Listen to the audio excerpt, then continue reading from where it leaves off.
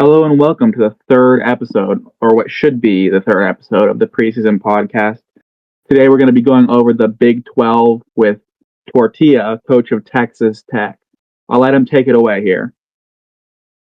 All right, so Big 12, a Power 5 team, Power 5 conference, what would others say? So just quickly going over the divisions, I feel like the North is a three-horse race between Nebraska, Colorado, and Iowa State. All very even, very close to team rating and similar metrics. It can really go either of those three's way. And down in the Texas division, it's really TCU's to lose. They are clearly the class of the division, potentially the class of the conference. It's really just a fight for second place, in my opinion. So, talk about TCU. So they have 25 seniors on scholarship. So this is very likely a last hurrah for this team. As TCU will likely go into a more rebuild heavy mode next year. Just looking at their roster, star running back, Pope Holmes, high speed, high elusive guy. He's a senior. Wide receiver 1, great hands, great routes. He's also a senior. Two best O linemen, both seniors. Best D linemen, seniors. Best cornerbacks, seniors. Zach Williams, who is one of the best cornerbacks in the conference, is one of those seniors. So this will be likely a full rebuild for this team next year. Moving on, still staying in the division, University of Houston. Disaster. That's the best way I can put it. They're certainly going to finish last place in the division.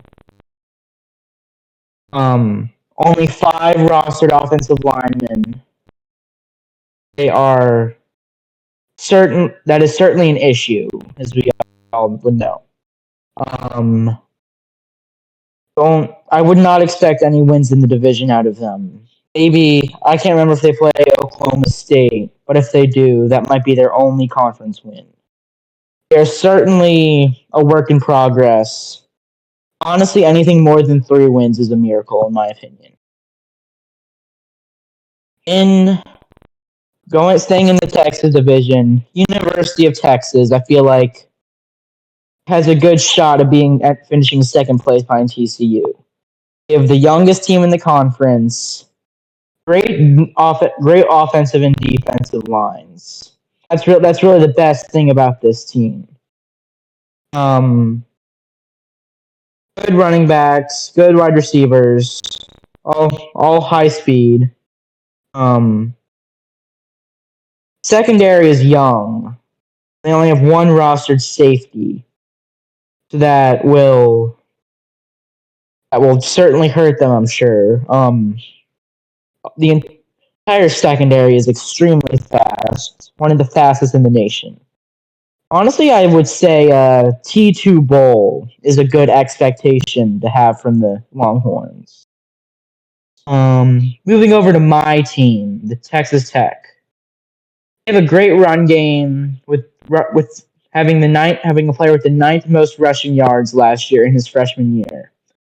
He had 23 attempts per game, which is a sign of how bad the quarterback play was last year. I would say I would expect it to be the same thing this year.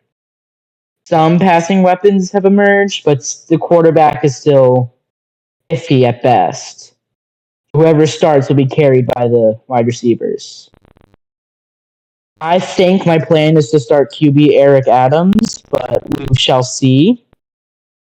I'm expecting a T3 out of this team, but we'll see if we can overperform. Staying in the division still, we're moving over to Baylor, who I'd like to finish 3rd in this division. They could very easily finish 3rd. They have great wide receivers, although a little on the slower end. O-line, they only have 7 offensive lines, so they need to not get too injured. They have a good secondary. They have one of the better corners in the division. I like this team. I'm expecting at least 6 wins out of them. I'm expecting them to go bowling. And then, is that everybody in the division? Did I cover Texas A&M? I still need to talk about A&M. You got Texas A&M. They could finish like anywhere from 3rd to 5th, I feel like. They gave God knows who scholarships last year. It was a wild recruiting season in College Station. A lot of wide receivers, 13 to be specific. None of them are good. Like, none of them. They're rostering a guy with 13 speed. I kind of feel like that's an issue. Running backs are iffy. Quarterback is blinder than me without my glasses. 6 offensive linemen. Once again, an issue. A lot of D linemen. They're okay. No kicker. That's going to be an issue. Honestly, I kind of like them to finish 4th in the division. We will see. Moving over to the North Division. Let's start with Iowa State. Great wide receivers, although a little bit on the slow end. No clear pick for starter. Quarterback Malachi Taylor, redshirt senior. Very strong, very accurate, not very good at seeing things. I think that's kind of the story for a lot of quarterbacks in the conference. Decent wide receivers, great hands and route running. Speed is iffy for most of them. Although David Peterson is a really good option for Malachi. Good offensive line, but this team is also a little old. They will not be returning a lot of their starters, so Coach Curry will need to have a good recruiting class. Moving on to Tulsa. They're a dark horse. I could see them, if things go their way, I could see it. I could see them winning the division. It's a very long shot. I would say they're very well-rounded. Not one clear star on offense or defense, in my opinion. You could make the argument that Choik McCammon, redshirt senior, is their best skill player. He's a little on the slower side, but I still like him. He'll do good this year. Marquise Irwin had a great offseason. He's looking a lot better this year. O-line Damon Bailey is really good. I really like him. Yeah, I feel like the whatever their mascot is, the red. What are they? I don't know. They have a good chance. They have a chance to win the division. Like I said, a lot of things need to go right.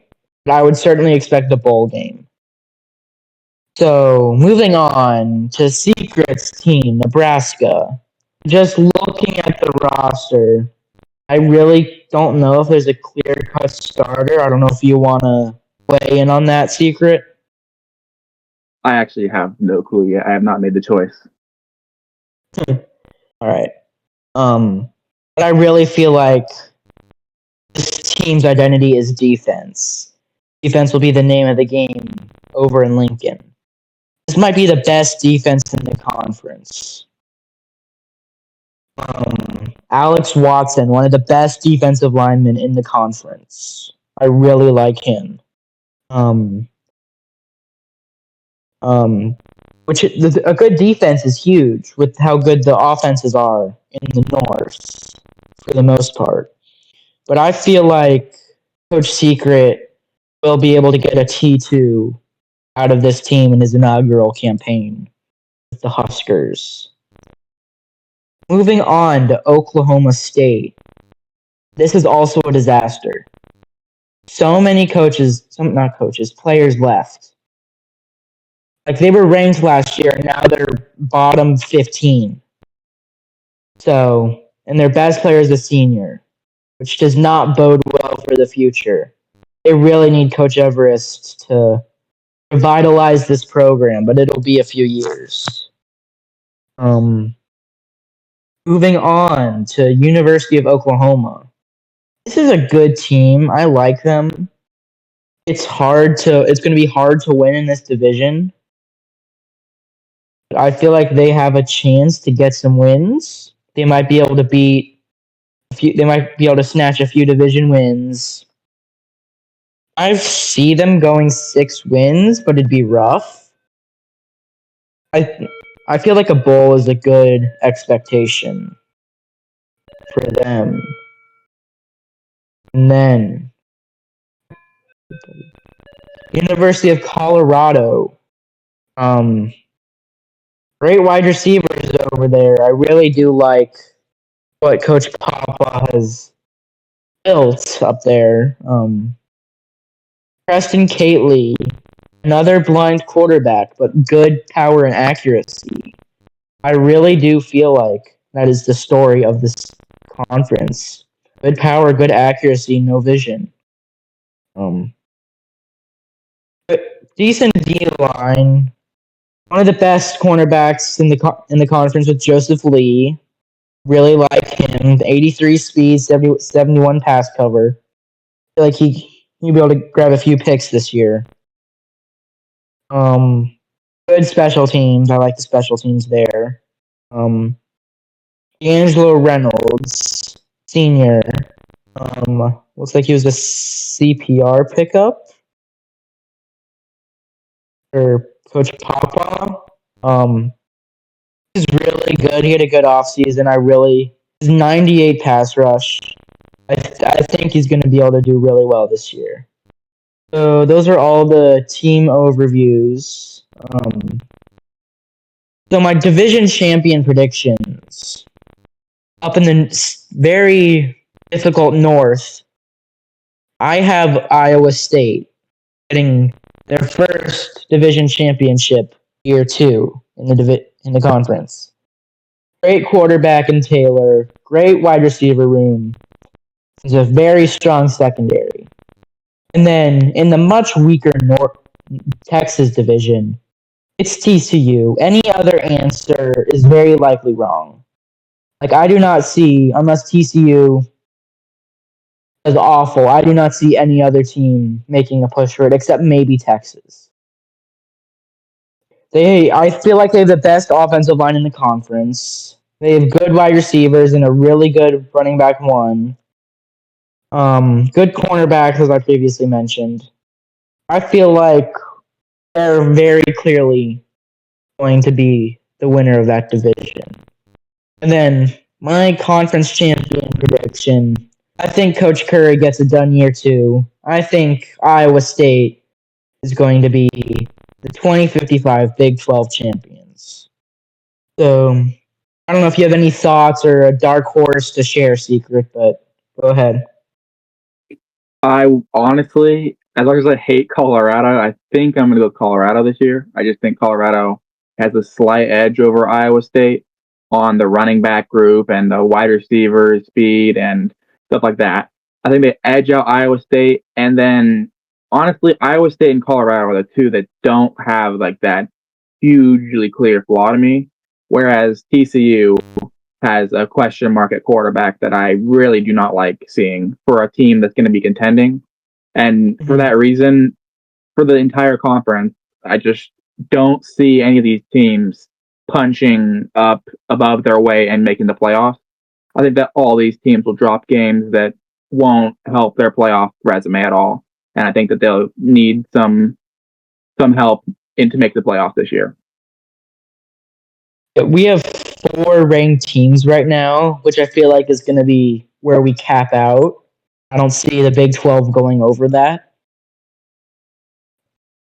I think Tulsa could possibly make it. And Texas in a soft division, maybe soft OC. I don't know if their OC is, but if it's soft, they could definitely get ranked as well.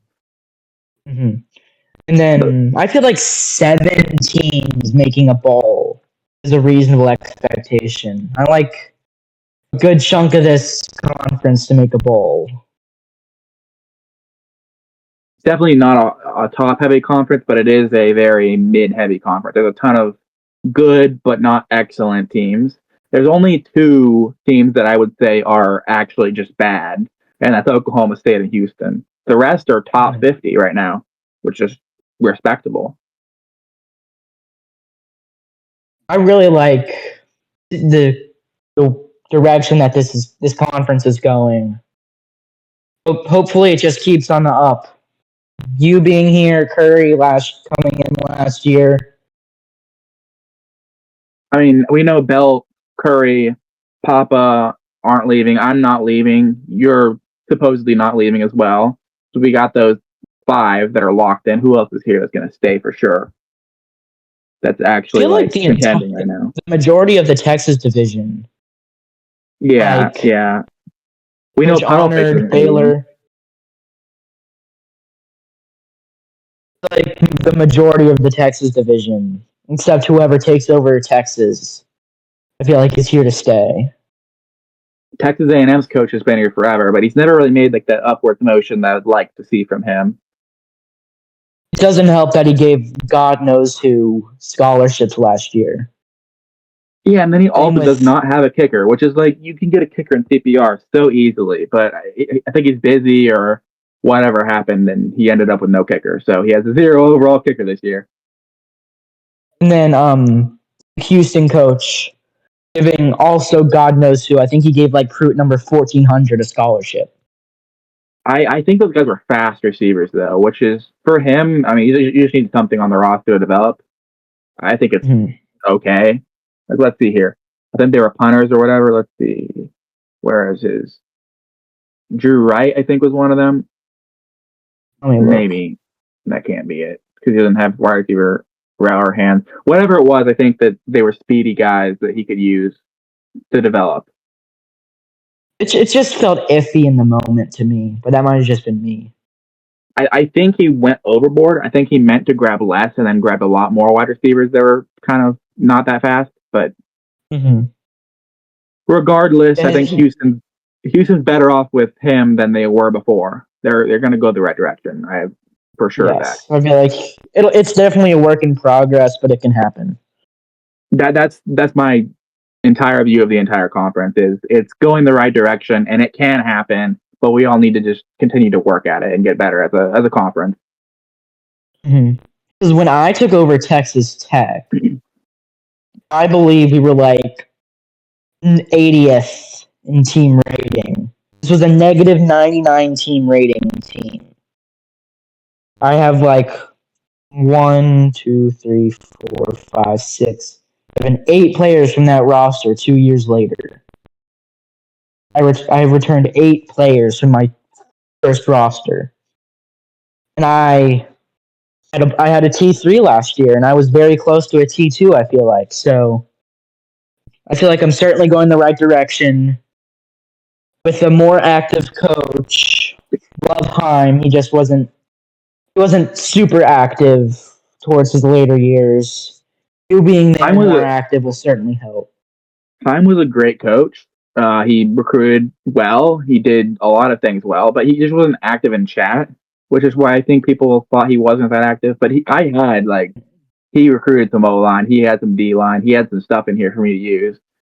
But yeah, I hope to bring them into it from being a great team. They were a great team all the time. I think I want to bring them into that national spotlight to being from great to an actual national contender. Yeah, they're 3 years removed from a playoff berth. I think it's like the 6th seed, if I remember correctly. I don't think Nebraska's made many playoffs, though. I think Heim kind of brought them up. Before that, they were not amazing as a team, but Heim really made them what they are, or what they should be in real life, too. Yeah, I just think that Nebraska, you're going to have to watch out for them, that's for sure. I'm building. It might not be this year. Might not be next year, but it's going to be one of these years. Quarterback AJ Childs, 80 accuracy, 77 power, 6 vision. Yeah, he's not going to grow in vision very much, but he's going to be the guy that I'm just going to stick there for a while. I'm going to bring in a freshman quarterback, hopefully, if I don't lose all my RNGs again. And then after that, I'm just going to redshirt him, not Childs, the freshman quarterback that I bring in, and then let AJ Childs ride off into the sunset. That's my plan. Mm-hmm. As for starting this year, I think I'm going to go with Horace Williams. He's the super senior. He's 77 height, 23 vision. He sees better down the field. Yeah. 63 height isn't bad, but 6 vision is a no. Yeah, if AJ Childs had like 20 something vision, he would be serviceable, but 6 vision is a little too low for my taste. But I did have a quarterback 5-star once that was really low vision, and he didn't do bad, but he had a lot more weapons than I have right now because it was UCLA, and UCLA has literally the second best values right now. Mm-hmm. So, like last year, I started a guy with 26 vision and 34 height, and he went 47%, 1,500 yards, 17 touchdowns to 7 picks. Yeah. By the way, I want you to look at Texas A&M's quarterback, and let me know if you see anything that sticks out to you about him.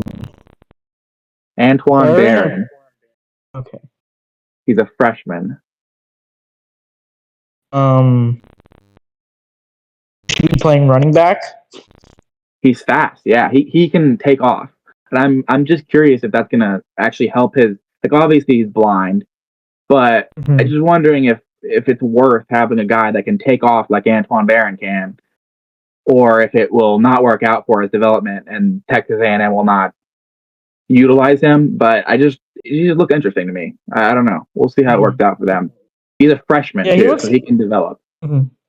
He's interesting for sure. That's a good word. Elusiveness is not really there. Like 37 elusiveness. He'll run, but he won't run very far, I feel like. That's very true, but he's a quarterback, and I don't know if you know about the frog floor, but once you hit 40 in a stat, that's when it starts to go up really fast, or it can go up really fast.